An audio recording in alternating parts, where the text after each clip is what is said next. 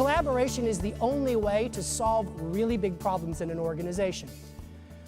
The lone genius is a myth. There is no singular lone genius that's done anything. In fact, all of the great solutions I've ever seen in my career were created not just by 2 people or 3 people working together, but surprising teams working together to change the world. And it's not just a sense of collaboration. What we're talking about here is disruptive collaboration. This is the idea, as a leader, you take your courage and you convince yourself to disrupt the current set of conversations going on at your company. To create a team, and I want you to ask yourself, who has a stake in the outcome? And then when you get the answer, ask the question again, who has a stake in the outcome that's never at the table? Then once you get that answer, I want you to say, who has a stake in the outcome who is forbidden to be at this table? Because I'll tell you something, real solutions in this world come from unholy alliances, surprising conversations, uncomfortable partnerships where you as a leader grow into your shoes by taking everyone in the room from meism to weism.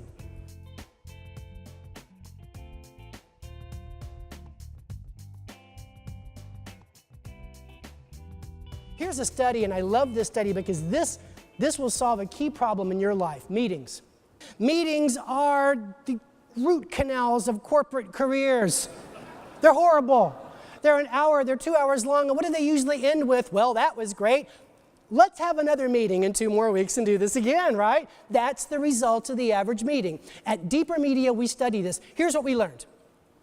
On the average, when you put together a meeting, and it's an average of 90 minutes long, and you just have your group, your silo dwellers, as I call them, you usually walk out of the room with the next play and agreement to do work on it 20% of the time.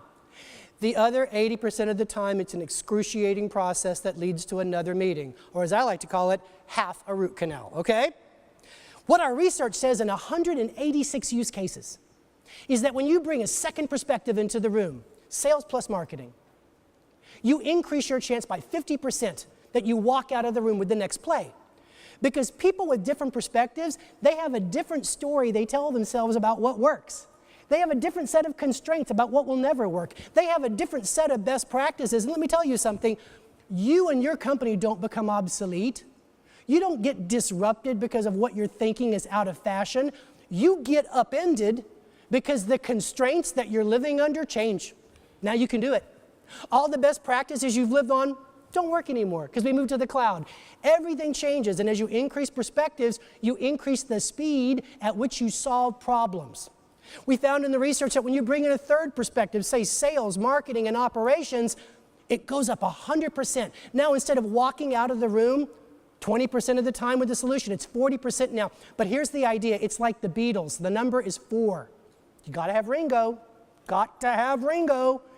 Even though he has an idea for a song. But anyway, you got to have 4. So think of it as sales and marketing and operations. And if you're a bunch of old geezers, bring in a millennial. And that perspective will blow your mind. You got 4 now. We've learned that you walk out of the room over 80% of the time with the next play and commitment to work. Because the wider you go, the faster you solve.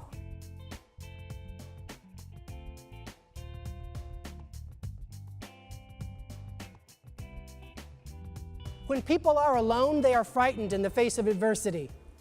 But when they collaborate with other people, they're a team. And it changes their sense of courage. And it's important for you to show the courage to convince people to create what I call collaborative webs.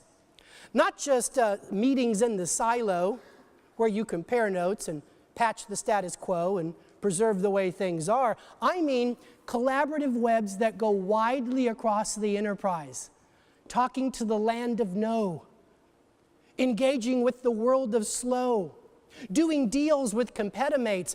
The most courageous thing you express as a leader is the idea that you tell your people when you get stuck, I want you to go wide. Don't tell them to think outside of the box. Tell them to solve outside of the lines.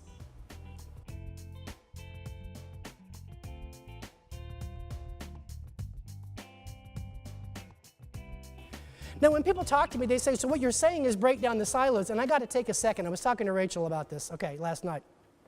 Folks, please stop using grain elevators in your silos analogy, because that's not what they are. You can't knock down a silo. That is, I got to tell you, that's really naive. It can't be done, okay? Do you know why there's silos, which, by the way, are underground, built to hold missiles from attack from the out? Do you know why you build them? Two things. Budgets and objectives. As long as you give a human being a budget and an objective that's going to be measured, they will build a silo. Here's my promise. When you encourage your people to create these webs, what they do is they build underground tunnels between the silos.